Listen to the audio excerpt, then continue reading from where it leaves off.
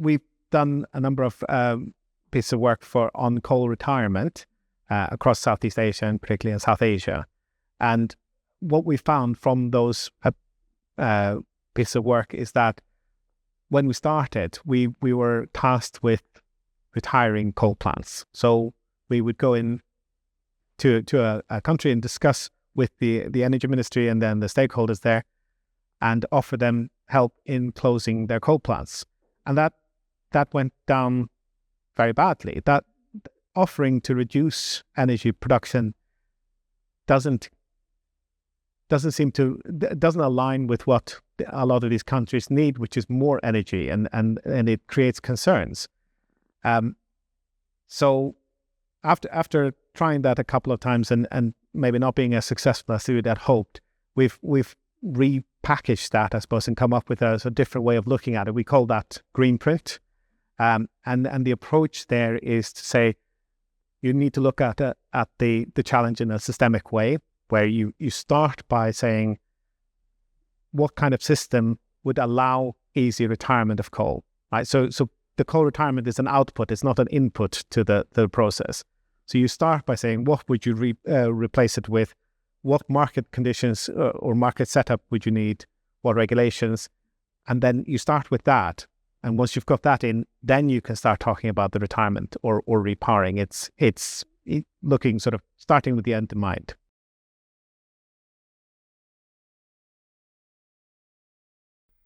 There's a great success story in terms of how cost effective, how cheap renewables have become. There are challenges with that, and how do you manage that? How do you raise the financing for that? But the fundamental cost of particularly solar and offshore wind have really come down a lot, and storage. So the trend is very much towards decarbonisation. So I think that's good. I think the problems with that is a little bit the same, is that if you're using fossil fuels, so this is more thinking about when we work with countries maybe that don't have that much capital available always, that it's often cheaper to start with something like a gas plant that is cheap to build but more expensive to run because you don't have the upfront capital. So it's the investment required. So I think that's probably the biggest challenge, is to mobilize the investment to invest in the things that get you a cheaper, longer term cost.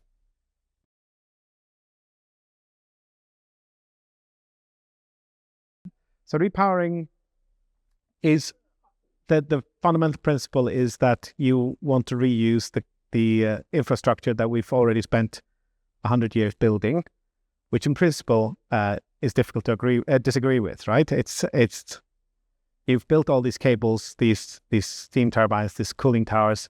Well, why not reuse it? That is a really good principle to start with, because as I said, the biggest challenge with, I think, the energy transition is the cost, and managing the cost for consumers, and very obviously reducing the cost of living for consumers. One of the ways of doing that is to reuse the existing infrastructure. So repowering, you can take a lot of if you take, for example, a coal plant, that in essentially the coal plant is there to provide heat, to make electricity. You can replace that source of heat with something else. That could be biomass, that could be nuclear, that could be geothermal. There are a number of ways of replacing that heat source. But that's the principle of it.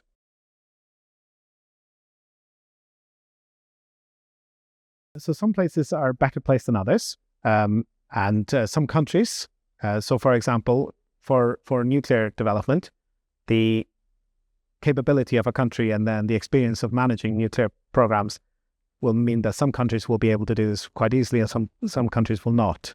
But yeah, in principle, it should work in a number of countries, and the more the technology advances, in terms of, for example, advanced geothermal, the more area should open up for repowering.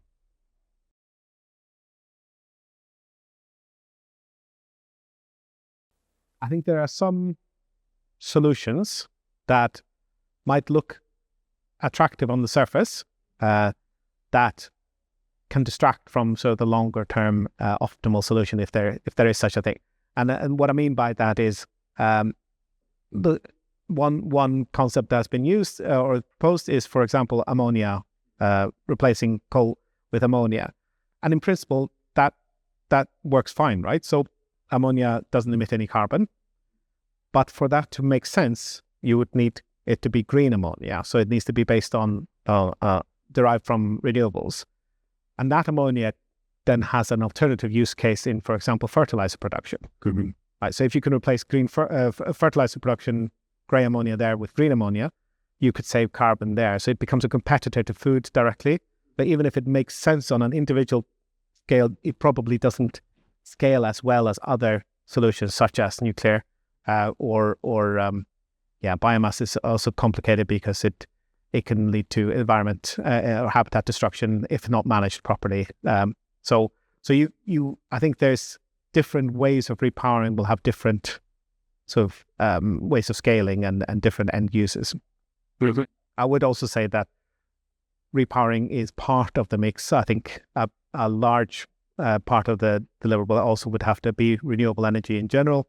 Solar and particularly offshore wind is what we've used a lot in the UK.